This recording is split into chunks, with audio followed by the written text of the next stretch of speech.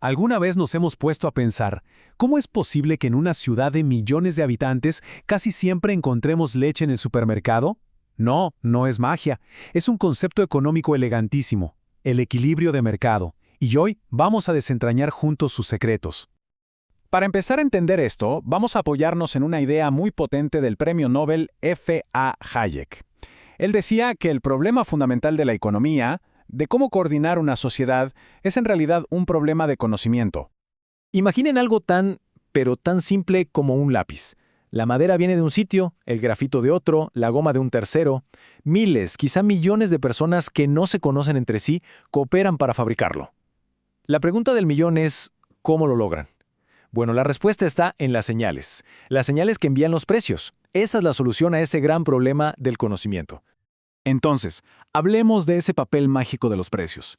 Porque sí, los precios nos hablan. Actúan como un lenguaje universal que nos da tres cosas que son cruciales: información, incentivos y, sobre todo, coordinación para todos los que participamos en el mercado. Y aquí es donde la cosa se pone súper interesante. Piensen en los precios como una gran orquesta económica, pero sin director.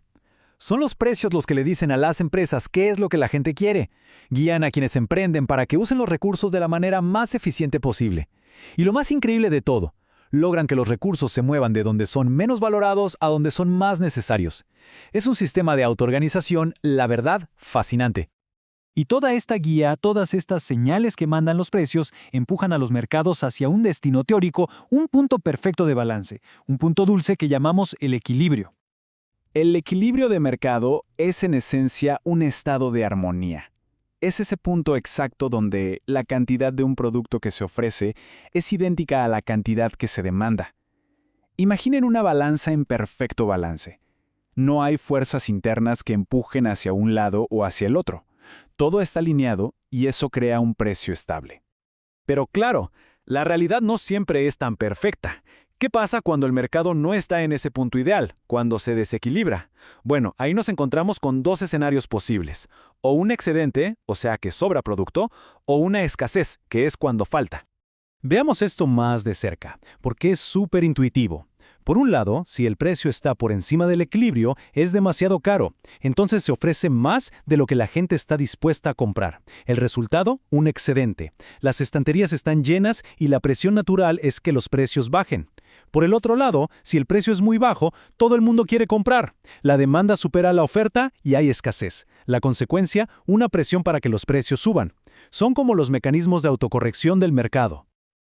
Lo clave de todo esto es que el mercado tiene un ciclo de retroalimentación casi natural. Por ejemplo, si hay escasez, esa es una señal clarísima para que los precios suban. Un precio más alto, por un lado, atrae a nuevos productores y por el otro, hace que algunas personas decidan no comprar. Es un proceso de ajuste constante, una búsqueda. Los economistas franceses lo llamaban tâtonnement, que es algo así como ir buscando a tientas en la oscuridad hasta encontrar de nuevo el equilibrio. Ahora, vamos a un terreno un poco más complejo. Hablemos de los mercados en las sombras. ¿Qué pasa cuando ese punto de equilibrio es de hecho ilegal? El ejemplo clásico son los mercados negros, como el de las drogas. Claro, al operar fuera de la ley, las reglas del juego cambian drásticamente. No hay derechos de propiedad que se respeten, lo que muchas veces lleva a la violencia, y por supuesto, no hay garantías sobre la calidad de los productos. Pero, y esto es lo increíble, incluso en medio de ese caos, las fuerzas de la oferta y la demanda siguen ahí, trabajando, buscando incansablemente ese punto de equilibrio. Y no hay que irse a mercados ilegales para ver esto, ¿eh? Pensemos en las entradas para un concierto súper popular. Si el precio oficial es muy bajo para la cantidad de gente que quiere ir, ¿qué pasa? Inevitablemente aparece un mercado de reventa.